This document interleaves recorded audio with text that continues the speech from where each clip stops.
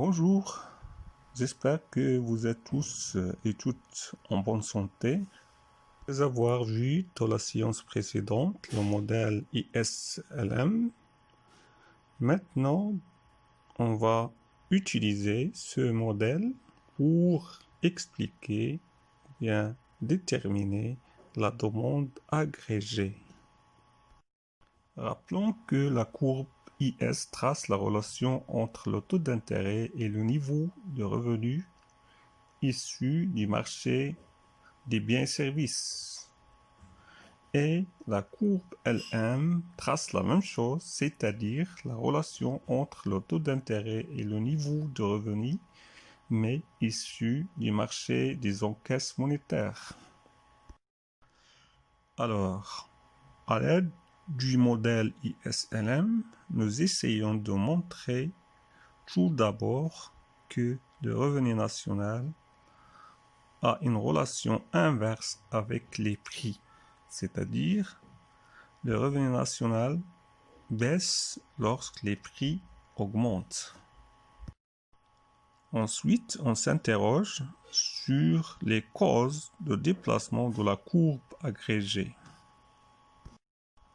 Alors, la courbe de la demande agrégée représente cette relation négative produite par le modèle ISLM entre le revenu national et le niveau des prix.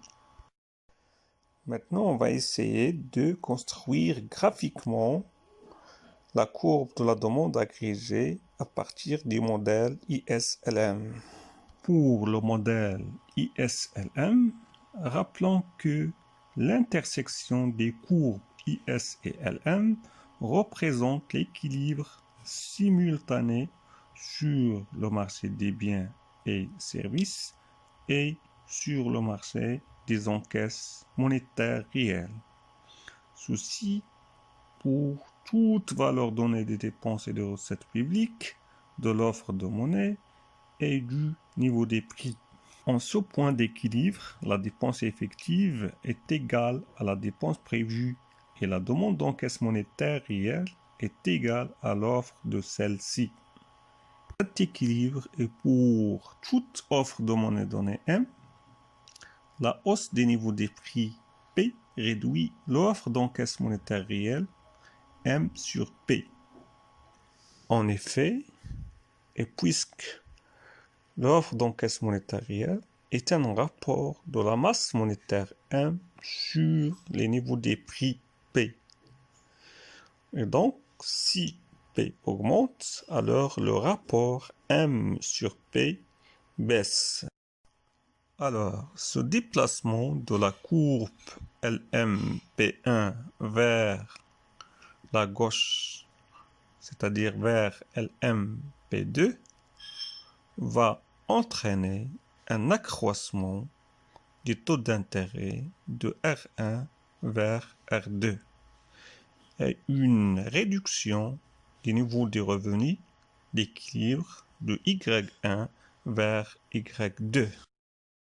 Alors, on conclut que si le niveau des prix augmente et passe de P1 vers P2, le revenu national baisse et passe de Y1 vers Y2. Et donc, il est clair qu'il y a une relation inverse entre l'évolution des niveaux des prix et l'évolution du niveau des revenus d'équilibre.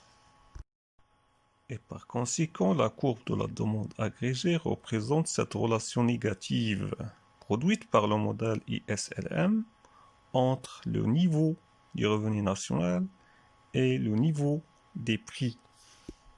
Alors, après avoir déterminé la courbe de la demande agrégée, maintenant on va essayer d'expliquer les effets des politiques économiques sur le déplacement de la courbe de la demande agrégée. Et comme vous connaissez, il y a deux politiques économiques, la politique monétaire et la politique budgétaire. Alors, on va commencer par l'effet de la politique monétaire sur le déplacement de la courbe de la demande agrégée. Dans le cas d'une politique monétaire expansionniste, le pouvoir monétaire augmente l'offre de la monnaie sur le marché. Alors, cette hausse de l'offre de monnaie accroît les encaisses monétaires réelles et par conséquent déplace la courbe L1 vers le bas. Et donc, ce déplacement de la courbe L1 vers le bas va entraîner une augmentation du revenu de Y1 vers Y2. Alors, pour un niveau de prix fixe P1, cet accroissement du revenu de Y1 vers Y2 va entraîner un déplacement de la courbe de la demande agrégée vers la droite, de DA1 vers DA2. Alors, on conclut que pour un niveau des prix fixe, la politique monétaire expansionniste engendre un accroissement de la demande agrégée. Maintenant, on va passer pour expliquer l'effet de la politique budgétaire sur le déplacement de la courbe de la demande agrégée. Dans le cas d'une politique budgétaire expansionniste, une hausse de dépenses publiques ou une baisse des impôts provoque une expansion budgétaire. Cette expansion budgétaire va déplacer vers la droite la courbe IS. Et à tout niveau donné des prix augmente le revenu. Et donc cet accroissement du revenu de Y1 vers Y2 va provoquer un accroissement de la demande agrégée de DA1 vers DA2. Alors, on conclut, pour tout niveau de prix, une politique budgétaire expansionniste provoque aussi un accroissement de la demande agrégée.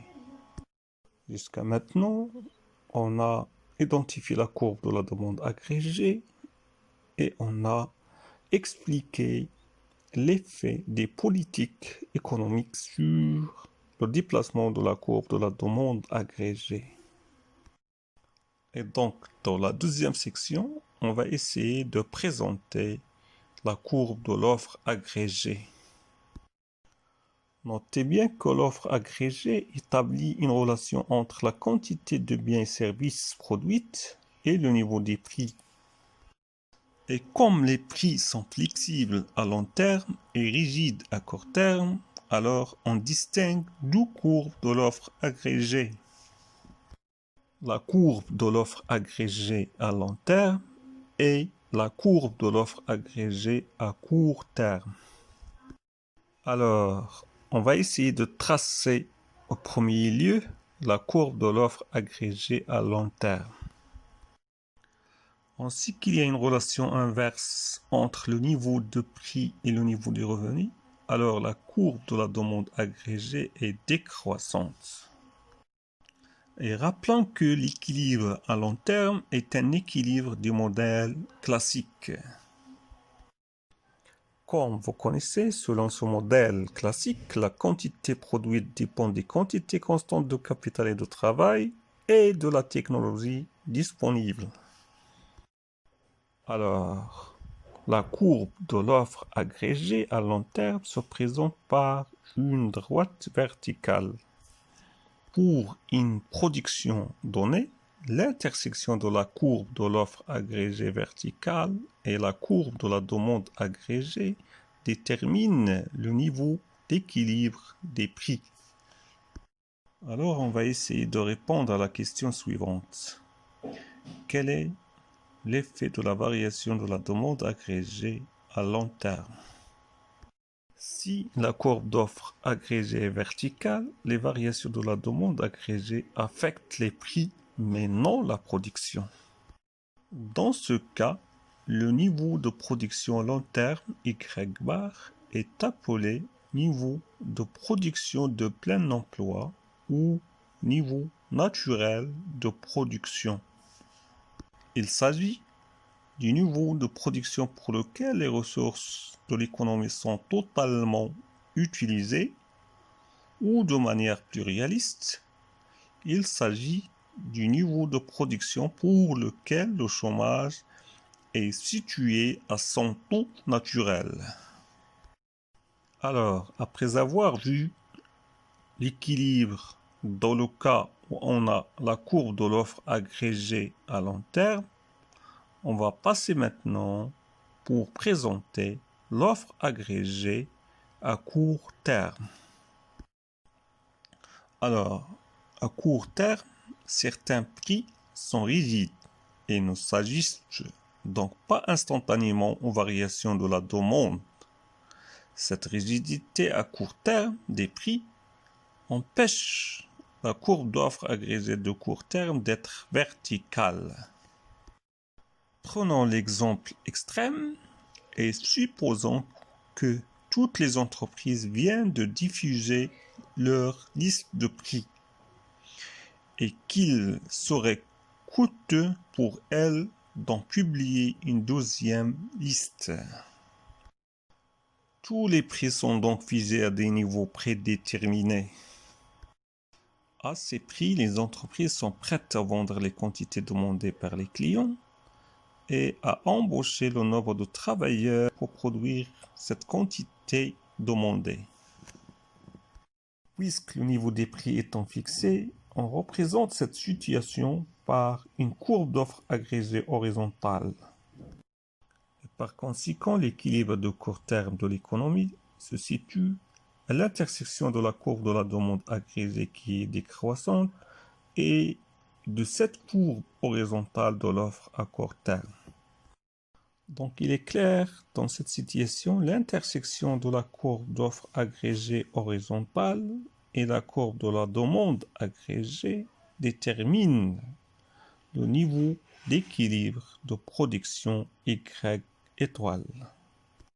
Maintenant, on va passer pour expliquer l'effet de la variation de la demande agrégée dans la situation où on a une courbe d'offre agrégée à court terme qui est horizontale.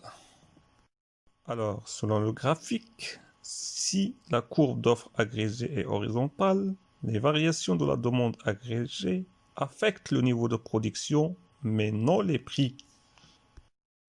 Alors, pour un niveau des prix fixé, si la courbe de demande agrégée se déplace vers la gauche suite à une réduction de la masse monétaire, l'économie passe de l'ancien point d'intersection A, de l'offre agrégée et de la demande agrégée, à leur nouveau point d'intersection B. Ce déplacement de la courbe de la demande agrégée de DA1 vers DA2 induit une chute de la production de Y1 à Y2.